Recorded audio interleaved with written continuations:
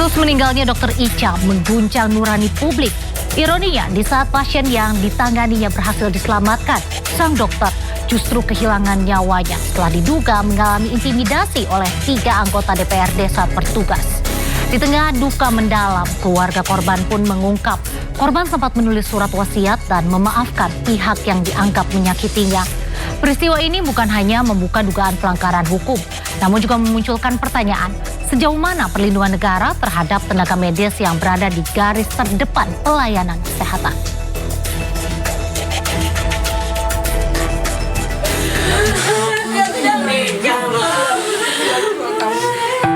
Anak saya akan pergi meninggalkan kami.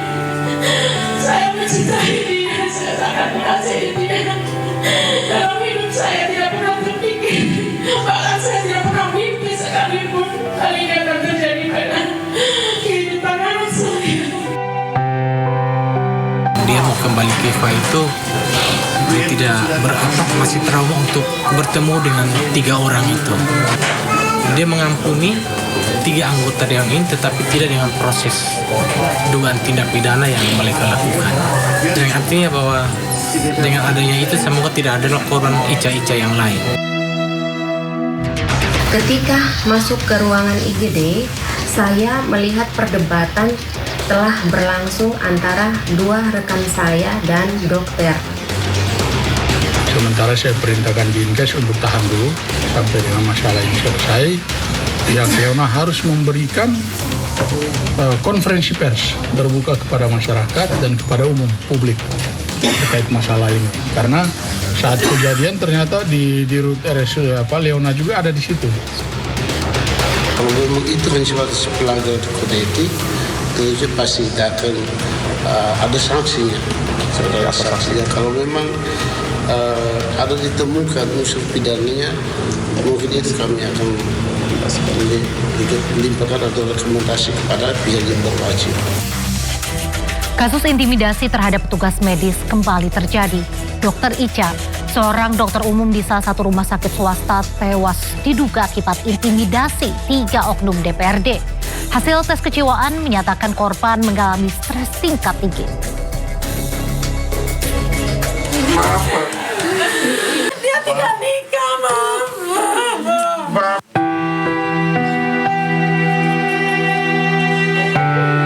Di depan peti jenazah, ayah dan ibu mendiang Dr. Ica berlutut dan mohon maaf kepada orang tua angkat almarhum, merasa bersalah tak berhasil menjaga anak mereka. Dr. Ica memilih mengakhiri hidupnya diduga akibat stres berat usai mendapatkan dugaan intimidasi dari 3 oknum anggota DPRD Timur Tengah Utara. Mendiang Dr. Ica sebelumnya bertugas di Rumah Sakit Leona menangani seorang pasien rujukan karena gigitan ular. 3 oknum anggota DPRD diduga mengintimidasi Dr. Ica dan menilai lambat. Usai kejadian, Dr. Ica menjadi pribadi yang murung dan sempat curhat ke kerabat mendapatkan teror dari nomor tidak dikenal. Selalu disampaikan ada nomor-nomor asing yang masuk teror. Itu berapa kali? Pokoknya semenjak kejadian itu dia dapat teror terus. Itu dari nomor itu tidak dikenal. Terornya berupa apa? Ya, teror nanti pokoknya seperti yang terjadi, jangan macam-macam. Hasil tes kejiwaan, Dr. Ica mengalami stres tingkat tinggi. Keluarga berharap ketiga oknum anggota DPRD diproses. Dari Kupang, Nusa Tenggara Timur, Eman Suni, iNews melaporkan. Kementerian Kesehatan Republik Indonesia menurunkan tim investigasi atas kematian Dr. Eliza Prinsila Utami Pakaidoni alias Dr. Ica. Terkait hal tersebut, Kemenkes berjanji untuk mengusut tuntas dugaan intimidasi dan menjamin perlindungan bagi tenaga medis.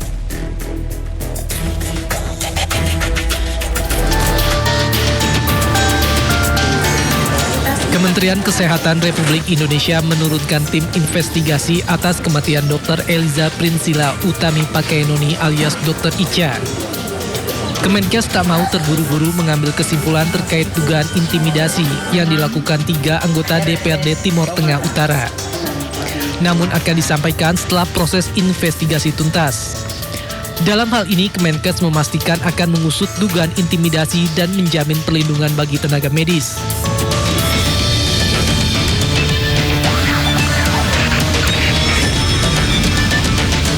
Kementerian Kesehatan juga mengutuk segala bentuk intimidasi, perundungan maupun penyalahgunaan kewenangan terhadap tenaga kesehatan di fasilitas pelayanan kesehatan manapun di Indonesia.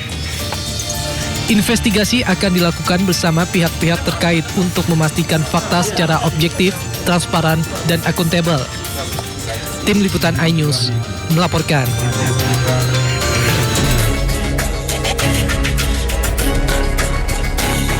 Ya pemirsa, polisi akan segera memanggil dan memeriksa 3 oknum anggota DPRD yang diduga melakukan intimidasi terhadap Dr. Ica saat menangani pasien korban gigitan ular. Sejumlah saksi dari pihak rumah sakit bahkan telah diminta keterangan.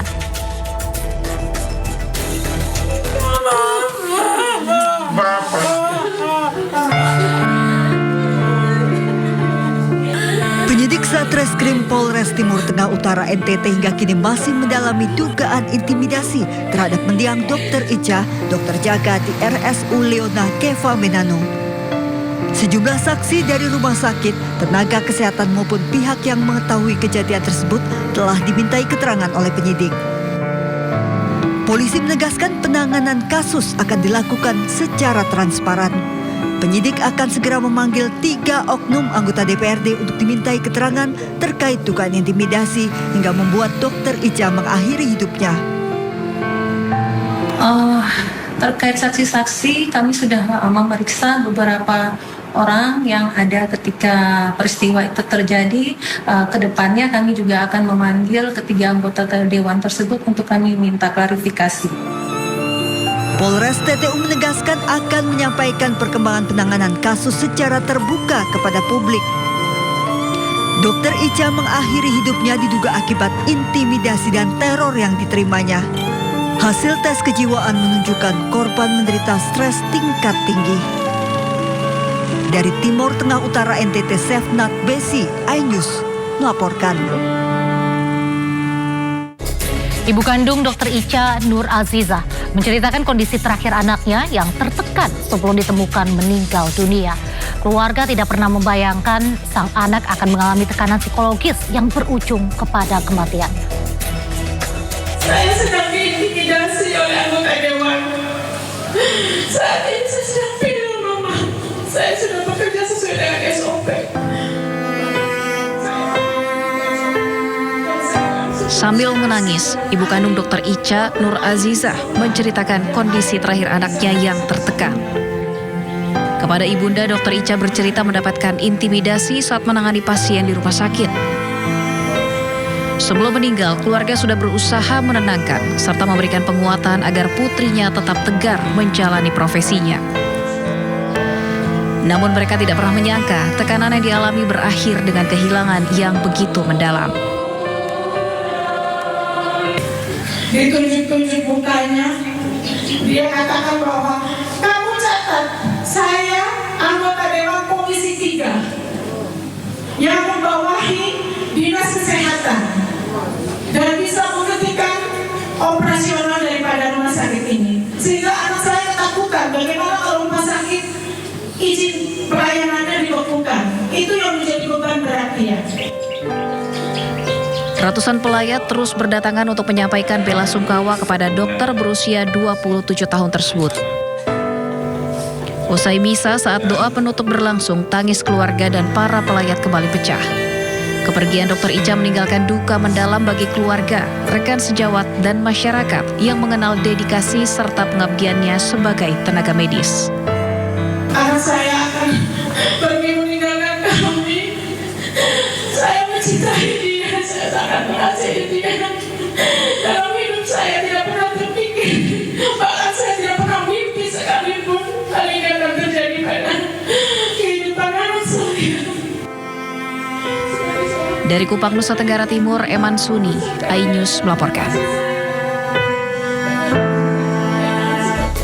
Fabianus Banase, paman Dr. Ica, korban dugaan intimidasi, mengungkap fakta baru. Keponakannya menulis surat wasiat sebelum kematiannya. Dalam surat wasiat, almarhumah Dr. Ica meminta proses hukum tetap berjalan secara adil meski ia telah memaafkan para pelaku intimidasi. Ini di tangan penyidik, tapi waktu itu penyidik tunjukkan isi suratnya itu pertama Ica memohon maaf kepada bapak, mama, dan adik. Dia gagal sebagai kakak. Itu yang poin-poinnya yang tertera dalam surat. Habis dia menyatakan dia meminta maaf kepada Opa Romo, yang mulia Monsinyo Roni Pakenoni dan Opa Romo Vanessa Boy, bahwa dia pas sudah mengucapkan beliau berdua, dia tidak bisa lanjut ke program studi dokter spesial. Lalu lanjut lagi di situ bahwa dia mau kembali ke IFA itu dia tidak masih trauma untuk bertemu dengan 3 orang itu dia trauma. Lalu terakhir, tapi ini satu narasi di situ, itu yang terakhir itu dia mengampuni 3 anggota yang ini, tetapi tidak dengan proses dugaan tindak pidana yang mereka lakukan. Cukup dia menjadi korban untuk menyelamatkan nakes-nakes, yang artinya bahwa dengan adanya itu semoga tidak ada korban Ica-Ica yang lain. Itu surat wasiat dan dia tanda tangan. Nah, surat wasiat ini waktu ditemukan itu tidak ada, dia hanya taruh di situ saja dengan 2 HP yang dia taruh di tangga keempat. Itu surat wasiat itu di dalam kamar, di tempat saat ditemukan di tangga dekat. Selain memeriksa anggota Dewan Timur Tengah Utara Nusa Tenggara Timur yang diduga melakukan intimidasi terhadap Dr. Ica, Badan Kehormatan menyiapkan sejumlah sanksi tegas bagi terlapor jika terbukti melakukan pelanggaran etik. Sementara salah satu anggota DPRD yang menjadi terlapor, Veronica Lake, buka suara lantaran namanya terseret kasus kematian Dr. Ica. Melakukan pemanggilan. Setelah itu kita mulai penyelidikan, verifikasi dan klarifikasi. Setelah itu baru kita masih ada bukti-bukti lain, baru kita menemukan kalau memang itu hanya sebatas pelanggaran kode etik, tentunya pasti kita akan ada sanksinya. Kalau memang ada ditemukan unsur pidananya, mungkin itu kami akan limpahkan atau rekomendasi kepada pihak yang berwajib. Mungkin saja. Ketika masuk ke ruangan IGD, saya melihat perdebatan telah berlangsung antara 2 rekan saya dan dokter. Saat masuk, saya berjalan menuju pasien dan melihat kondisinya. Saya kemudian ikut menanyakan bagaimana tindak lanjut penanganan kepada pasien, standar pelayanan dan kualitas pelayanan. Terkait perkataan panggil wartawan saja, itu saya maksudkan sebagai usulan dalam percakapan kepada salah satu rekan DPRD agar ada liputan eksternal dan investigatif terkait transparansi pelayanan kesehatan, evaluasi dan perbaikan kualitas pelayanan kesehatan. Jadi sama sekali tidak ditujukan kepada personal ataupun pribadi. Tragedi yang menimpa Dr. Ica kembali membuat publik menengok sisi lain dunia kesehatan yang sering tak terlihat oleh masyarakat.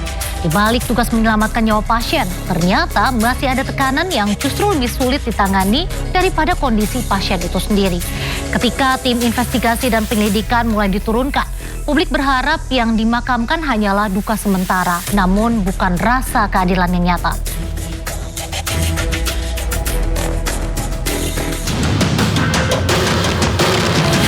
Pedagang kecil tetap dilindungi.